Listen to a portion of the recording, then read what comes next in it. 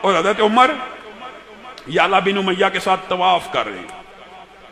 یعلا بن امیہ اللہ کی محبت کے اندر محو ہو جاتے ہیں، اچانک خانہ کعبہ کو رکن یمانی سے گلے کو لگا دیتے ہیں۔ خانہ کعبہ ہے، کوئی مزار نہیں ہے، کوئی قبر نہیں ہے، کوئی پتھر نہیں ہے، قبلہ ہے مسلمانوں کا جس کی طرف منہ کر کے نماز پڑھی جاتی ہے، اس کے رکن یمانی کو ایک صحابی رسول گلے لگا لیتا ہے، فرط محبت سے چومنا شروع کر دیتا ہے، رونا شروع کر دیتا ہے اللہ کو یاد کر کے۔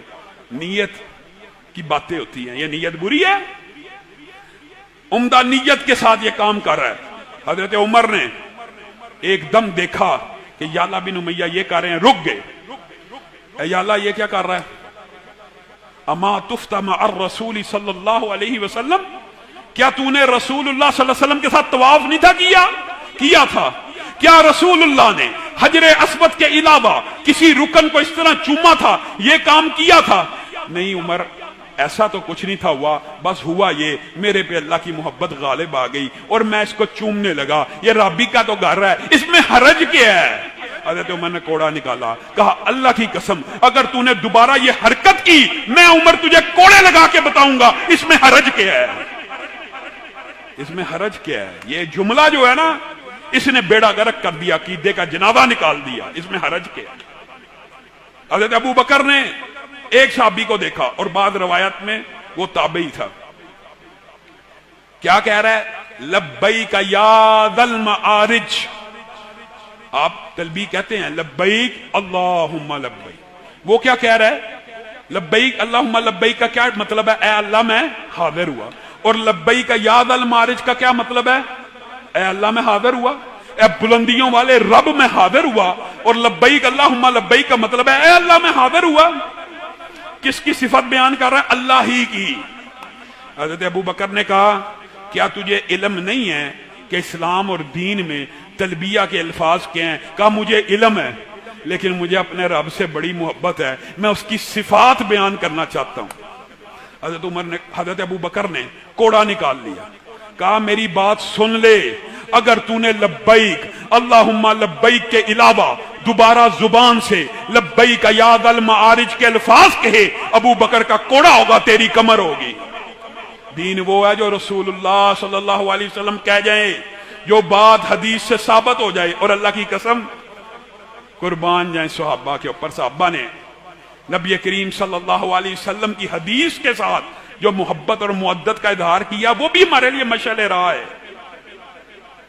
عثمان بن طلحہ ہیں، نبی کریم صلی اللہ علیہ وسلم فتح مکہ کے اندر جب مکہ کو فتح کرتے ہیں، مختصر سا آپ کے سامنے ایک خاکہ رکھتا ہوں، خانہ کعبہ کے اندر نماز پڑھتے ہیں۔ عثمان بن طلحہ کلید بردار تھے، خانہ کعبہ کی چابیاں ان کے پاس تھی۔ نماز پڑھ کے باہر آئے، کہا عثمان بن طلحہ کہاں ہیں؟ کہا اس واقعے سے قبل ایک واقعہ ہوا، وہ بھی آپ کے سامنے رکھ دیتا ہوں، چلیں بات آئی ہے تو۔ نبی کریم نے حضرت عمر کو کہا جب خانہ کعبہ پہنچے کہ اس کی چابیاں کیا؟ انہوں نے کہا عثمان بن طلحہ کے پاس ہے۔ کہا جاؤ عثمان بن طلحہ سے چابیاں لے کے آؤ۔ عثمان بن طلحہ کے پاس حضرت بلال گئے، ان کے گھر گئے، ان کو کہا چابی مانگ رہے ہیں رسول اللہ صلی اللہ علیہ وسلم۔ تو ان کی والدہ نے اس وقت ابھی اسلام قبول نہیں تھا کیا، عثمان بن طلحہ اسلام قبول کر چکے تھے۔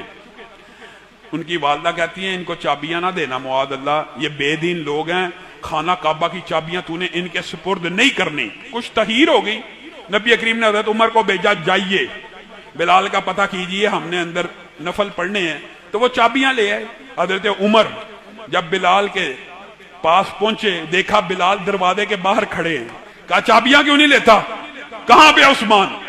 اس کی والدہ جو 1 منٹ پہلے کہہ رہی تھی ان کو چابیاں نہ دینا، امیر عمر کی گرجدار آواز سن کے کہتی ہے دے دو ان کو چابیاں دے دو۔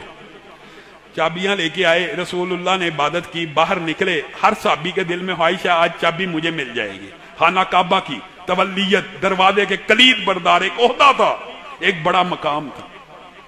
کہا عثمان بن طلحہ کا ہے؟ کہا روتے ہوئے چلا گیا ہے، رو رہا تھا۔ کہا اس کو بلاؤ۔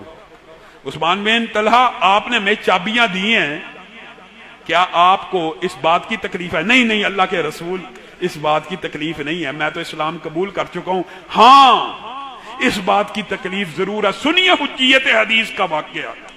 ایک وقت تھا آپ اسی جگہ پہ آئے تھے، ابھی آپ نے مکہ سے ہجرت نہیں تھی کی، آپ نے مجھے کہا تھا عثمان مجھے خانہ کعبہ کے اندر نماز پڑھنے دے۔ اس وقت میں نے اسلام نہیں تھا قبول کیا ہوا، میں نے کہا تھا میں آپ کو چابیاں نہیں دوں گا، تو آپ نے ایک جملہ کہا تھا۔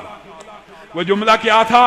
عثمان ایک وقت آئے گا یہ چابیاں تو اپنے ہاتھ سے میں محمد صلی اللہ علیہ وسلم کو دے گا۔ کاش میں اس وقت ایمان لے آتا۔ آج وہ سارا منظر میری نظروں کے سامنے گھوم رہا ہے، آپ کی حدیث کی عظمت میرے آنکھوں کے سامنے آ رہی ہے۔ نبی کریم صلی اللہ علیہ وسلم نے ان کی یہ بات سنی، اعلان کیا خذوہا خذوہا، اے عثمان بن طلحہ چابیاں آپ کو پہلے دی تھی کافروں نے، مشرکوں نے، خاندانی طور پہ کفار سے آتی گئیں، آپ سے چابیاں چھین لی گئیں۔ خذوہا خالدتن تالدتن، اب میں محمد صلی اللہ علیہ وسلم دیتا ہوں۔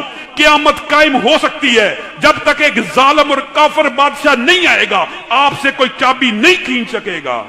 اٹھائیے تاریخ، 1400 برس گزر گئے، آج تک چابی حجیت حدیث کو معمولی سمجھنے والوں، نبی کے فرمان کو چھوٹا سمجھنے والوں، نبی نے کہا خالدتن تالدتن، ہمیشہ کے لیے یہ چابی تیرے خاندان میں رہے گی۔ کبھی فاطمیوں کی خلافت آئی، کبھی عباسیوں کی آئی، کبھی امویوں کی آئی، کبھی کرامتی آئے، کبھی سرکش لوگ آئے، کبھی ترک آئے، کسی کو جرت نہیں ہو سکی عثمان بن طلحہ کے خاندان سے چابی لے لے۔ آج بھی چابی ان کے پاس ہے۔ یہ ہے نبی کی حدیث کی حجت۔ آپ نے کیا سمجھا نبی کے قول کو؟ کچھ نہیں سمجھا۔ اگر نبی کے قول کو سمجھا ہوتا تو یہ بکواس، اب سخت بات ہو جاتی ہے، یہ بات منہ سے نہ نکالتے، حدیث تو ٹھیک ہے لیکن کا جو لفظ ہے اس نے برباد کر دیا۔ حدیث ٹھیک ہے، عمل کرنا شروع کر دے، حدیث صحیح ہے، عمل کرنا شروع کر دے۔ یہ کس نے مغالطہ ڈال دیا؟ ابو ذر غفاری رضی اللہ تعالیٰ عنہ، آخری وقت ہے، بات کو مختصر کرتا ہوں، آخری وقت ہے، بالکل بیماری کے عالم میں نظر لگ گئی بھی ہے۔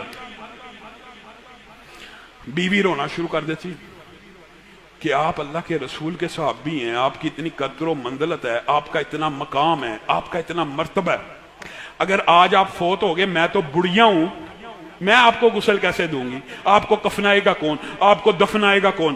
ابو ذر غفاری اس ندا کے عالم میں یہ حدیث سے محبت ہے، ایک دم سیدھے ہو کے بیٹھے، کہا ابشری ولا تبکی، خوش ہو جا، تجھے ایک خوشخبری سناتا ہوں، تو نے رونا نہیں ہے۔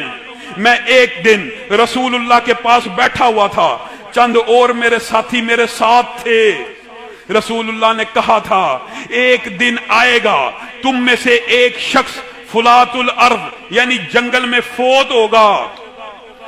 میں غور کرتا ہوں، اے میری بیوی، ان میں سے کوئی زندہ نہیں رہا اور ان میں سے کوئی جنگل میں فوت نہیں ہوا، میں اکیلا اس مجلس کا واحد بندہ ہوں، اس لیے مجھے یقین ہے وہ حدیث میرے بارے میں تھی۔ اچھا کیا کہا تھا اللہ کے رسول نے؟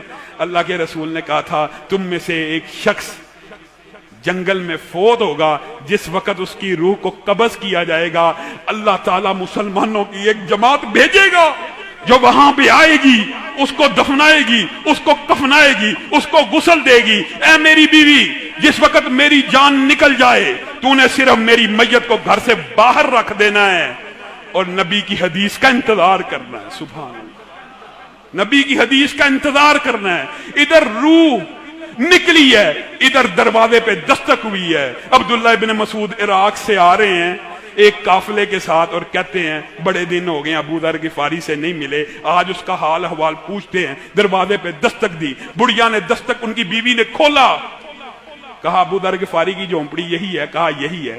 کہا ان سے ملا دیجئے۔ کہا ان کی روح پرواز کر گئی ہے۔ کہا پھر پیچھے ہٹ جائیے، ہم اپنے بھائی کو کفنائیں، دفنائیں، غسل دیں۔ نبی کریم صلی اللہ علیہ وسلم نے کہہ دیا تھا جس وقت روح قبض ہوگی ایک جماعت آئے گی، اس کا جنازہ پڑھائے گی۔ بتائیے عرصہ بیت گیا، صحابہ اس طرح حدیث کو مانا کرتے تھے، بیوی کو حکم دیا مجھے دفنانا نہیں ہے، ایک جماعت آئے گی اور اللہ نے بھیج دی۔ آپ بتائیے ہم نے حدیث کو کیا سمجھا؟ ہم یہ سمجھتے ہیں رسول اللہ نے ویسے ہی ڈرایا ہے، واقعہ نہیں ہوگا۔ رسول اللہ نے یہ جو جہنم کی باتیں بتائی ہے یہ نہیں ہوگا، یہ جنت کی باتیں بتائی ہے یہ نہیں ہوگا۔ حور، یہ جی حور ایک صفت ہے، گامدی صاحب نے یہ بھی ہردہ سرائی کر دی ہے کہ حوریں کوئی نہیں ملنی، اپنی بیویاں ہی ملنی۔ ایک بندے نے نیچے لکھا اگر اپنی ملنی ہے تو یہ تو ایک مذاق کی بات ہے۔ کہا حور ایک صفت ہے، فیہن قاصرات الطرف، اللہ کہہ رہا ہے۔ جائیے غامدی صاحب، آپ کے حور کے فلسفے کے اوپر اللہ نے قلم پھیر دیا، فیہن قاصرات الطرف، آگے کیا ہے؟ لم یطمثہن انس قبلہم ولا جان۔ بیوی کو تو انسان نے ہاتھ لگایا ہوتا ہے، اللہ کہہ رہا ہے وہ حوریں ملنی ہے، وہ پکیزہ شرم والی، آنکھوں کو نیچے رکھنے والی، لم یطمثہن انس قبلہم ولا جان، نہ جن کو انسانوں نے چھوا ہے نہ جنوں نے چھوا ہے۔ یہ منکرین حدیث کا حال ہے، ہر بات کا انکار، جو بات تیری عقل میں نہیں آئی تیری عقل فیصل ہے۔ سہیل بن عمر، اللہ کی قسم حجیت حدیث اتنا طویل موضوع ہے، حدیث کی اہمیت آپ حیران رہ جائیں۔ سہیل بن عمر، آپ نے نام سنا، صحابی صلح حدیبیہ کے معاملے میں بڑے مشہور ہیں۔ یہ بدر کے اندر قید ہو کے آگے، بڑے خطیب تھے، فصیح اللسان تھے۔ حضرت عمر کو بڑا غصہ تھا ان کو، کہا اللہ کے رسول اس کے 2 دانت نچلے مجھے توڑ دینے دے۔ کیوں؟ یہ بولتا بڑا، یہ تقریر بڑی کرتا ہے، یہ بڑی عمدہ گفتگو کرتا ہے، یہ کافروں کو اس نے بہکایا ہوا ہے، مجھے یہ 2 دانت توڑنے کی اجازت دے دیں۔ یہ زبان اس کی دانتوں سے باہر آ جائے کرے گی، الفاظ الٹ پلٹ جائیں گے، الفاظ الٹ پلٹ جائیں گے، یہ عربی سے اتنا بول نہیں سکے گا، اس کی ساری خطیب ہونے کی شہرت بیٹھ جائے گی۔ نبی کریم صلی اللہ علیہ وسلم اللہ کی قسم بولتے ہیں کب؟ جب وحی آتی ہے۔ تم نے نبی کے قول کو بس معمولی ایک بندے کا قول سمجھ لیا، اور یہ کائنات کی وہ ہستی ہے جس کے سامنے کوئی کام ہو رہا ہو اور یہ خاموش ہو جائے، وہ خاموشی بھی شریعت بن جاتی ہے۔ کوئی کام ہو رہا ہے، خاموش رہیں، بولے نا، اللہ کی قسم وہ بھی حدیث تقریری بن جاتی ہے۔ یہ اتنی عظیم ہستی ہے۔ عمر کو کیا کہتے ہیں؟ عمر ایک دن آئے گا، سبحان اللہ، ایک دن آئے گا تجھے یہ خطیب اپنی تقریر سے خوش کر دے گا۔ ابھی جس کا تو کافر مان رہا ہے، ایک دن آئے گا تجھے یہ خطیب اپنی تقریر سے خوش کر دے گا۔ ایک عرصہ بیت گیا، حضرت عمر کو وہ دن، وہ بات شاید بھول گئی ہو، جس دن نبی کریم صلی اللہ علیہ وسلم دنیا سے رخصت ہوئے نا، تو حضرت ابو بکر نے ایک تریحی خطبہ دیا تھا، آپ کو علم ہوگا۔ وما محمد الا رسول قد خلت من قبلہ الرسل افئن مات او قتل انقلبتم علی اعقابکم من کان منکم یعبد محمدا۔ جو کوئی تم میں سے محمد کی عبادت کرتا تھا تو یاد رکھے محمد صلی اللہ علیہ وسلم فوت ہو گئے ہیں، اور من کان منکم یعبد اللہ، اور جو کوئی تم میں سے اللہ کی عبادت کرتا ہے اللہ کو کبھی موت نہیں آنی۔ یہ خطبہ ابو بکر نے مدینہ میں دیا۔ سبحان اللہ، حدیث کی حجیت کی بات ہے۔ کیا سہیل بن عمر نے سنا؟ اور بعض روایات میں شاید سنا ہو، واللہ عالم، لیکن درست بات یہی ہے، یہ خطبہ مدینہ کے اندر حضرت ابو بکر نے دیا۔ جن راویوں کا یہ خیال ہے کہ سہیل بن عمر بھی اس خطبے میں موجود تھے، وہ یہ کہتے ہیں کہ یہ ابو بکر سے سن کے سیدھا مکے دوڑے، کہ مکہ کے اندر بھی جب نبی کریم صلی اللہ علیہ وسلم کی وفات کی خبر پہنچے گی تو وہاں پہ بھی صحابہ کے یہی جذبات ہوں گے کہ جس نے کہا رسول اللہ فوت ہو گیا میں گردن اڑا دوں گا، تو وہاں پہ بھی اس خطبے کی ضرورت ہے۔ اور بعض راویوں نے یہ کہا کہ مکہ کے اندر قدرتی طور پہ جس طرح حضرت ابو بکر نے اپنے اجتہاد سے خطبہ دیا، بعین ہی وہی خطبہ سہیل بن عمر نے مکہ کے اندر خانہ کعبہ میں کھڑے ہو کے صحابہ کو مخاطب ہو کے کہا، جو کوئی محمد صلی اللہ علیہ وسلم کی عبادت کرتا تھا وہ دنیا سے جا چکے ہیں، لیکن اللہ قیامت تک کے لیے مسلمانوں کا ساتھی ہے۔ حضرت عمر کو یہ خبر ملی کہ سہیل نے یہ خطبہ دیا، مکے میں امن اور سکون ہو گیا۔ اللہ کی قسم آنکھوں سے آنسو آ گئے۔ کہا ایک دن رسول اللہ نے مجھے کہا تھا کہ یہ خطیب ایک ایسی تقریر کرے گا جس کو سن کے عمر کا کلیجہ ٹھنڈا ہو جائے۔